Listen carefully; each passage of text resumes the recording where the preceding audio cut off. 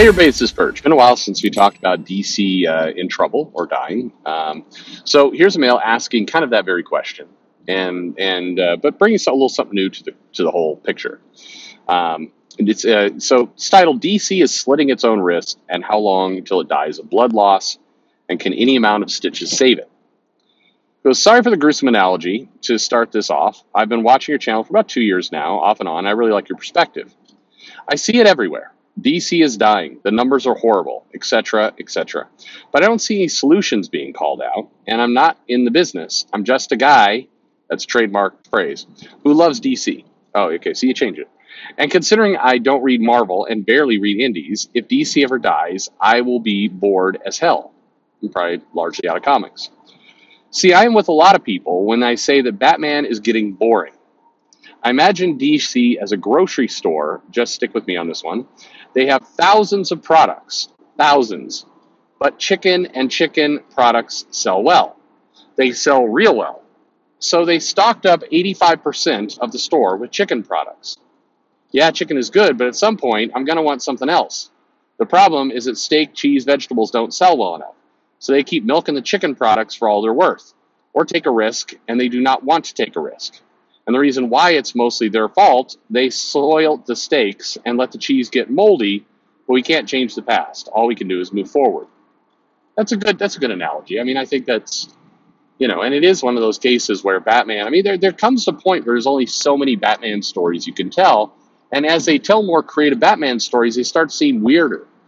Like there's a point in there where it's like, this is just, okay, Batman is a medieval knight, okay. Batman is a Kryptonian, okay. I mean, you get to this point where it's like, all right, what isn't Batman? I mean, it just, so even the different takes on Batman no longer feel different. I think that they're there. Anyway, the mail concludes this.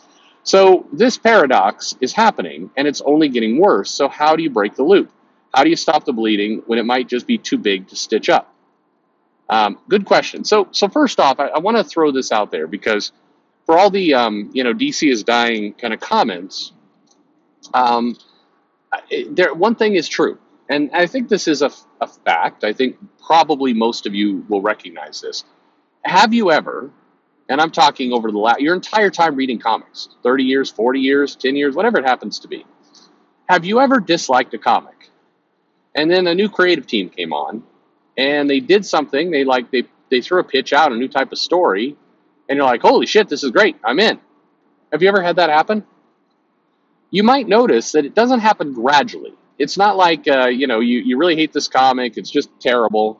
And then, then one day, a creative team comes on, and then slowly over the year, they win you back. That's not how it works. They tend to win you back immediately. If a good creative run on a title, it's like flipping a switch. It's like the next day, the comic is good again, and you start reading it. And in some cases, I think it happens even more abruptly because people are so excited to read a good run, to read something good, that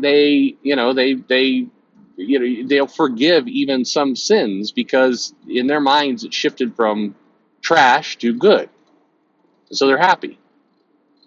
So that's a little bit of what. Well, that's a little bit. That's a pretty common comic occurrence. I'm betting that most of you, if you're being honest with yourselves, would say that's how you've viewed it. That's how it's happened for you. One day you pick it up and the run. I mean, hell, the X-Men was doing that Age of X-Men story, and it was shit awful. And then Jonathan Hickman came on, did House of X, Powers of 10, and people were like, it's a renaissance. This is the best X-Men story ever told. Better than Claremont. People were all in. Now, then went sideways again. But for that period of House of X, Powers of 10, I mean, go look at the channels. They're still back there. I mean, I remember doing live streams on Wes's channel over on Thinking Critical. And this was, it was like, this is the renaissance of the X-Men. People love it. People were all excited. They were won over. They were super, super into it. It happened overnight. So I say that because we say, okay, what is it going to take to fix the comic industry? Actually, it's going to be super easy, barely an inconvenience. just get a good run. Put a good creative team on the title. If you think about, we'll use the X-Men again. Grant Morrison came on and did his first issue of X-Men with Frank Quitely. And in that one issue, it won tons of people over. Joss Whedon, who, when he did his first issue with John Cassidy, it won people over. If right now at DC, you got like a couple comics, I mean, like if they launched Green Lantern, and I don't know, you put Jeff Johns and Gary Frank on that thing, and it's an engaging, exciting run with a sense of danger and some pretty cool stuff. Suddenly, everybody's like, wow, the best comic at DC. They'd be all in.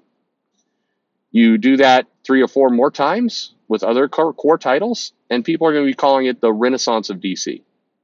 And I'm pretty confident about this because we have seen this before. In fact, recently, when they did Rebirth, if you remember, there was a general sense of, holy shit, the comics are amazing now. DC is great. And some of those comics were not great initially, but still, people got super excited about it. And it did not take a long time. And no matter how miserable, this was when DC was in the DCU phase, which, there were, again, a lot of articles talking about how DC was dead and everything had gone to absolute shit, that people were willing, people had laid all the sins on the table and were ready to go. That's how quickly it flipped. So this could happen again. It could very much happen again. And, for people saying, no, there's no way. You were saying that back when it was the DC New 52 and then DCU, and they're doing Convergence. And there was plenty of people like DC is fucked. It can never be turned over. And then suddenly in comes Jeff Johns and Scott Snyder and a couple other people. And they did Rebirth. And it was great. Everybody was happy. All it takes is a good run. And I don't mean to say that it's easy to get a good run. It's clearly not, or you would see more of them.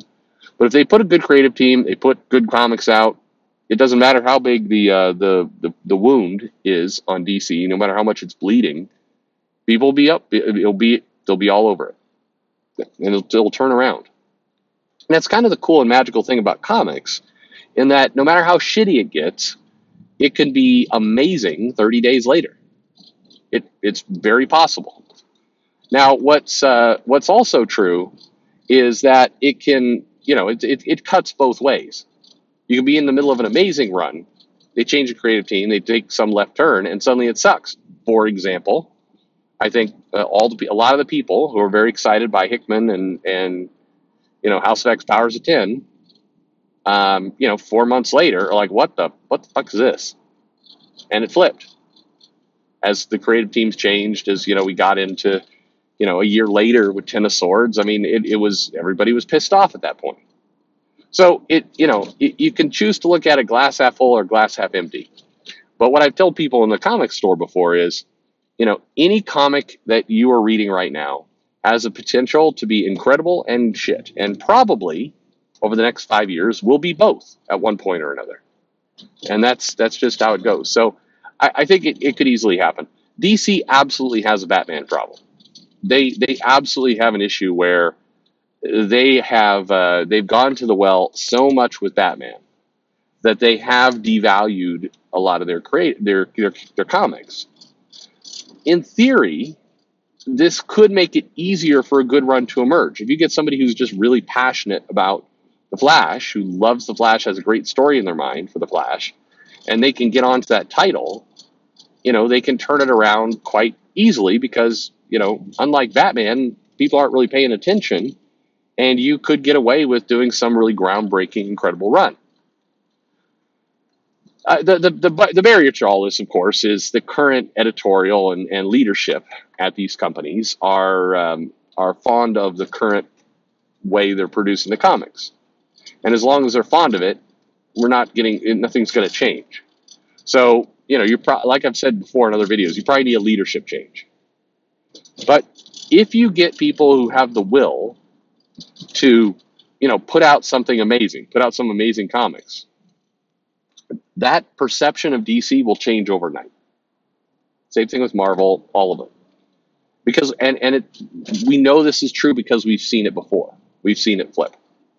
So the real question is less, can it be done? It absolutely can. But rather, will it be done? And when will it be done?